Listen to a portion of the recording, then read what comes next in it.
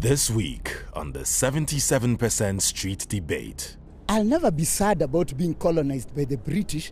Of all the colonizers, had we been colonized like by the Belgians, they didn't give a damn. I'm about to give up. When I hear people talk about they don't have a problem with having been colonized, I question how deep are you in this neo-colonial struggle that you've actually embraced your abuser and made her feel that she was right for doing what they did to you.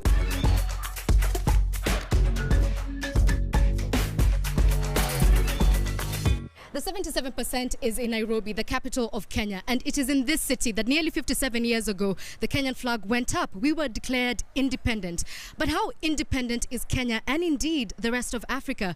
This is the question that we're asking today on our subject, neo-colonialism. Why is it still a thing in Africa and who is to blame? But before we go too far, let's come to Nanjala, who is a political analyst and a writer here in Kenya.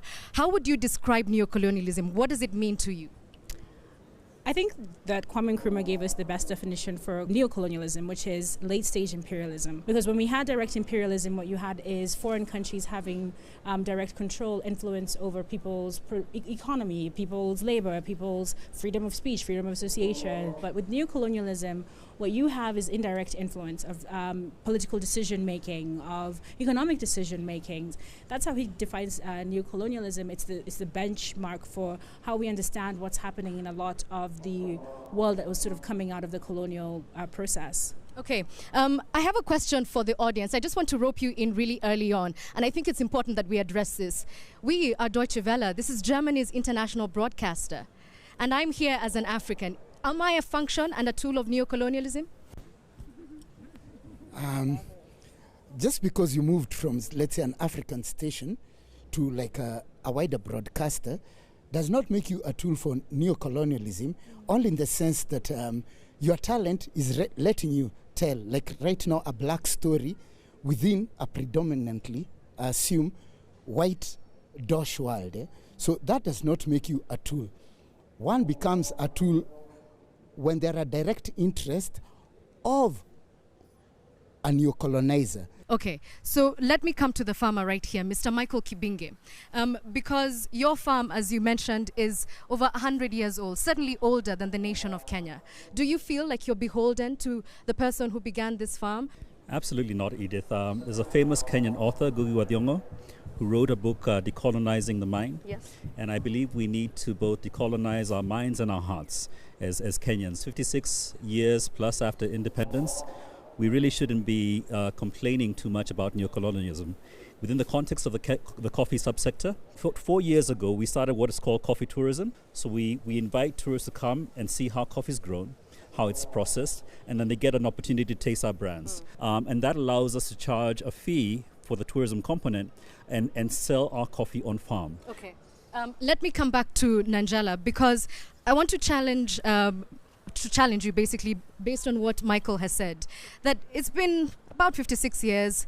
We shouldn't be talking about neocolonization right now. Look at me and Fairview Farm. We're doing it on our own. When we're talking about colonization and we're talking about imperialism, we're not talking about individual experiences.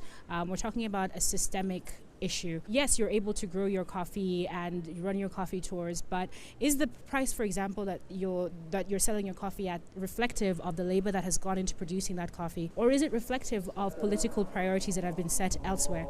Is it somewhere else saying that because you're an African country, your role is to produce, and especially to produce raw materials? And those are all questions of power and power disparities, and power disparities, exploitation of power disparities for the profit of certain regions, certain parts of the world, is the very definition of neocolonialism. Okay, I'd like to come to Schaefer, because I just want to, piggyback on what Nanjala is saying, that it is a system and it is exploitative. But where are our politicians, the people who should be at those international tables making better deals for us, saying this doesn't work for us anymore?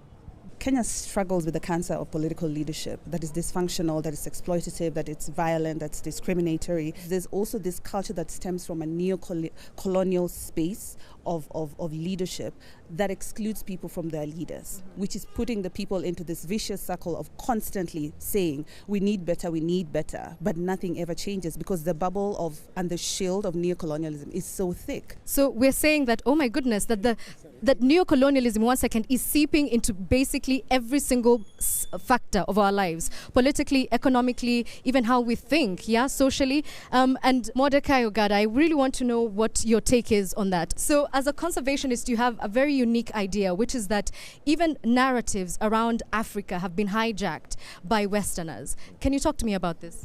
The neo-colony or the new colony is not necessarily a physical space. It's a mental space. And we are so deep in it that even our top government structures cannot sort of fathom how deep we are in it. That's why we have a Ministry of Tourism and Wildlife, because conservation is a principle and tourism is a business. Conservation of wildlife is about our heritage. It's not about tourism. But this shows where it grew from. We still have the feeling that wildlife tourism is something we do for white people. So do you think that this is because we have internalized neocolonialism so much that we have become perpetrators of neocolonialism? Precisely. It seems you're not the only one. There's somebody here. In fact, there's someone clapping. But you're saying, we are responsible for the neocolonialism that we are experiencing. Whenever I'm having a conversation about neocolonialism, I want to start with decolonize thy mind, because it's all in the mind. I'm an LGBTQ person. And most of the time when I sit and look at the history of LGBTQ people, when our colonialists came into our country, they came with the laws and the constitution, which until today is still guiding us. But before that, we had our ways in which we did things. But you see, all these things are things that we were taught and then we internalized. And we started saying now, because this law came and it told us this, these are our new realities. But are they our realities? I'm not a Western person. I was born in Kenya, raised in Kenya. My realities are all from Kenya as a Kenyan child, as a child of this soil. But every other time, I have had to unlearn a lot of things to even accept my truth as a queer person. So we'll get to the realpolitik around that in just a second. But I want to introduce Mutua Madheka now, because as a photographer, you've gone around the continent of Africa with your very fantastic project, if I may say, Unscrambling Africa. When you hear it said here that it's just as simple as decolonizing the mind, but I'm just wondering how important are perceptions, how important is who controls the narrative, and is that shifting? So one of the most important things, I think, is that African artists, photographers, whatever they are, need to look more inside than outward while looking for inspiration for their work. Because most of the time you'll find that when we are guided by things like grants and fellowships, you'll find that anytime you look somebody, probably someone white, somewhere deciding I want to give grants to African photographers to look at a certain topic, but a topic that I am interested in, not something that they're interested in. Earlier you did mention about this being on DW, and the idea that journalism and news and all that we were taught by the West. That means all our journalistic photography seeks to look like the journalistic photography. That means pictures by a KTN photographer will look like pictures by a DW photographer. Why? It's unnecessary. They are not the same people. They are not working in the same context. So I think the stories should be different. Okay. Nanjala, I just want to come to you so that you can contextualize this for us. Why is this so important? Why is it important that artists, journalists who are within the continent of Africa are self-actualized, that they don't use the West as a model? We talk about consciousness. It's about the consciousness with which we move through the world. Are we moving through the world confidently assured of our place, our value, and our contribution to society? Or are we moving through the world with a consciousness that is somehow crippled, that we think that we are less than, and so we have to spend the rest of our lives trying to reassert our humanity? Okay. And I'm just wondering from Tony, is this possible on a political sphere? I think we all heard the former AU ambassador to the US being very, very angry about the fact that some French countries still operate under a CFA. In what ways does neocolonialism still have an impact in the way we are governed? I'll mention the French very briefly. The French have never mentally left Africa, ever. You can see what goes on with the Congolese. Like, the highest glory of African evolution is to become a Frenchman or a mademoiselle. The French have never lost that mentality. But one might argue that Kenyans have not lost that mentality. We are, after all, having this conversation in English. No, but Kenya is a very different country. We may be confused there, but I want to address immediately our political leadership. All neocolonialism relies on somebody having the leader in their pocket. Look at the begging bowls we always have whenever Xi Jinping in Beijing calls. In that case, is your gripe then with your own government or with the colonial government that created structures in which we are governed as we are? That is very lazy. We're always trying to blame the British in 2020. We are always trying. All the time we keep complaining about all white people, by which we mean European people. The truth is this. Right now in 2020, Edith, 2020 February 20, the neo-colonizer is China. All right, I'd like to get some more views on this side. The problem came with the philosophical foundations of this country.